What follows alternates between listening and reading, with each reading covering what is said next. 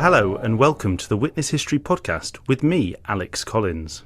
Today I'm taking you back to 1971, when a marine biologist made a shocking discovery, finding small bits of floating plastic in the middle of the Atlantic Ocean. Today, vast amounts of plastics can be found in our oceans, but back in the 1970s, very few people even thought about it. Plastics are in the sea ice in the Arctic, at the top of Mount Everest, in the Himalayas.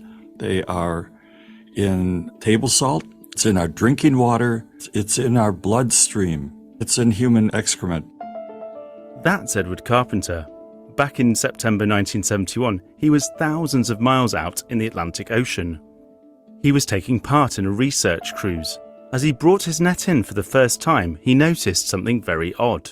I knew immediately that this was a really big thing. And I said to my colleague, look at this. Every single tow that we take, we get this plastic. And they were mostly white plastic, white particles, as I remember.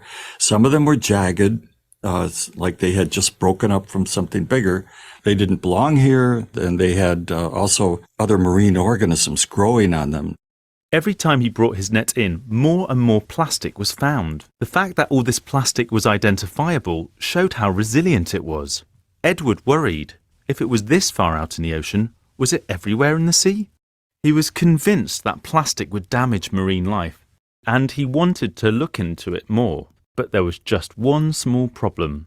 The senior scientists thought that I should really stick to biology. In other words, do your science with blinders on and don't look left or right. His boss eventually asked him to stop, but Edward would not be deterred, so he carried out the work in secret. His excitement gave him the inspiration to write a paper in 1972 about his surprise discovery. But his peers and the wider scientific community didn't want to listen. It got so bad for Edward, he put his work about plastics to one side. He wanted to keep his reputation intact. But when studying plankton and fish larvae, he made an even more shocking discovery about plastic. And I squeezed the fish egg and it just popped out and landed on my work area. And I said to myself, well, that's not a fish egg, that's a little round ball of plastic, and it's about maybe from 0.5 millimeter to about 2 millimeters in diameter. But what harm could a small amount of plastic really do?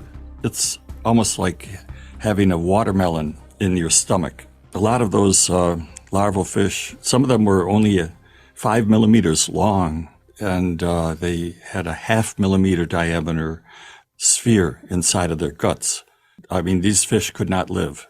Definitely, they would die from bowel obstruction of some sort. Let's fast forward to 1997. A sailor called Captain Charles Moore was competing in a race in the Pacific Ocean. And just like Edward, he stumbled across something that really disturbed him. After a few minutes, no matter when I decided to go out and stare at the ocean, I would see some piece of probably plastic, bottle cap, a shard, a bit of rope floating by. And I got to thinking, this is a moving liquid medium, and this can't be here just for my benefit. Charles Moore had no idea at the time, but he'd sailed into a huge patch of floating rubbish. He saw mile-long fishing nets, containers, plastic bags, and broken fragments of plastic. It was roughly 1.5 million square kilometers. Over time, it was renamed the Great Pacific Garbage Patch. But it wasn't until 2015, when a video went viral, that showed just how deadly plastic could be to ocean life. A fellow marine biologist, Christine Figner, filmed scientists who had come to the rescue of a distressed turtle. It turned out that it had a plastic straw stuck up its nose. In the video, pliers are used to try to pull the straw out. It won't budge, causing great distress to the turtle. It yelps in pain. Eventually, the straw comes loose. It's over 10 centimeters long. Millions watched it, And although it was disturbing, Edward felt that the video helped people wake up to the problem plastic had created for ocean life. Most people never really saw the link between a single-use straw and the fact that after someone's done using it on their drink, they throw it in the garbage and it winds up floating in the middle of the ocean, and that there it can actually do a lot of harm to a marine organism like a turtle and other marine organisms as well.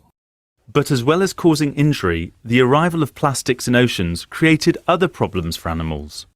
Many organisms will feed upon these plastic particles that are on the sea surface. For example, albatrosses, fulmars, other seabirds. When people do autopsies on these dead birds, they find that their gizzards or the stomachs are just crammed full of everything from cigarette lighters to you name it, all kinds of different pieces of plastic. Over the decades, the amount of plastic in oceans kept on increasing. According to an Oxford University study in 2016, nearly 11 million tonnes of it ended up in our oceans in that year alone. The world was finally starting to take notice. People started to do these beach cleanups on an annual basis, and so people would volunteer and go out. I recognize a lot of these bottles, things that I pick off the shelf and in the supermarket. I'm going to really try and not pick those things, because those are the things that end up here on the beach. That's a good thing, but after the beach cleanup, people would, picking up all the plastic on the beach, people would think, oh, okay, the problem's solved. In 2022, the Ocean Cleanup, a non-profit environmental agency, claims to have removed the largest ever amount of plastic out of the Great Pacific Garbage Patch, just over 10 tonnes. So is Edward optimistic that the world can finally rid oceans of plastic? To me, it's futile.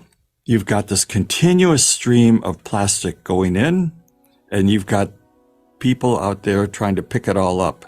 And I think the solution is to try to get manufacturers to stop all these single-use plastic yogurt containers, liquid detergent containers, all these single-use plastic straws, for example, everything, and find a way to have truly biodegradable plastics. He certainly feels like the science world now takes the problem of plastics in oceans more seriously, something that was not the case when he wrote his first paper about plastics in 1972. In 2010, Edward attended a prestigious American oceanography conference. He was happy to see that there was a talk about microplastics. Finally, his scientific interest was seen as worthy. He couldn't believe it when a lecturer put up a slide which contained an image of the paper that he wrote all those years ago. I almost fell out of my chair. Did you out yourself there in the meeting and saying, I wrote that? I was so shocked. I felt very, very, very much vindicated. They would not have been saying that, in 1972. Despite the initial skepticism he faced, Edward is glad he always pursued his passion for studying plastics in oceans. He often shares his stories about plastics with his students. Edward Carpenter was speaking to me, Alex Collins, for that edition of the Witness History podcast.